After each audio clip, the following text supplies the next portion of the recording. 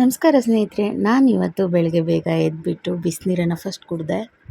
ಇನ್ನು ಅಡುಗೆ ಕೆಲಸ ಮಾಡೋಕ್ಕಿಂತ ಮುಂಚೆ ಮಜ್ಜಿಗೆ ಕಡಿಲಿಕ್ಕೆ ಹಾಕಿಬಿಟ್ಟು ಡೈಲಿ ಏನಪ್ಪ ಟಿಫನ್ ಮಾಡೋದಂತ ಹೇಳಿ ಟೊಮೆಟೊ ಬಾತ್ಗೆ ಫಿಕ್ಸ್ ಆಗಿಬಿಟ್ಟೆ. ಈ ರೈಸ್ ಐಟಮ್ ಏನೇ ಮಾಡಬೇಕಾದ್ರೂ ಕೂಡ ಸ್ವಲ್ಪ ಹೆಲ್ತಿನೂ ಕೂಡ ಆ್ಯಡ್ ಮಾಡ್ಕೋಬೇಕಾಗತ್ತೆ. ಅದಕ್ಕಾಗಿ ನಾನು ಅರ್ಲಿ ಮಾರ್ನಿಂಗೇ ಸೋಯಾ ಚಂಕ್ಸನ್ನು ಬಿಸಿನೀರಲ್ಲಿ ನೆನೆ ಹಾಕಿಬಿಟ್ಟಿದ್ದೆ. ಮೊದಲು ಟಿಫನ್ ಮಾಡಿಕೊಂಡು ನೆಕ್ಸ್ಟು ಮೊಸರಿಗೆ ಸೌತೆಕಾಯಿ, ಕ್ಯಾರೆಟು, ಈರುಳ್ಳಿ ಎಲ್ಲ ಹಾಕಿಬಿಟ್ಟು ಒಂದು ಮೊಸರು ಬಜ್ಜಿ ಮಾಡಿಕೊಂಡೆ. ಕಾಂಬಿನೇಷನ್ ಅಂತೂ ತುಂಬ ಚೆನ್ನಾಗಿ ಬಂದಿತ್ತು. ಸೋಯಾ ಚಂಕ್ಸ್ ನಿಮಗೇನಾದರೂ ಕಡಿಮೆ ರೇಟಲ್ಲಿ ಬೇಕಂತಂದರೆ ನನಗೆ ಕಾಮೆಂಟಲ್ಲಿ ಲಿಂಕ್ ಅಂತ ಹೇಳಿಬಿಟ್ಟು ಕಳಿಸ್ಕೊಡಿ, ನಾನು ನಿಮಗೆ ಲಿಂಕನ್ನು ಶೇರ್ ಮಾಡ್ತೀನಿ.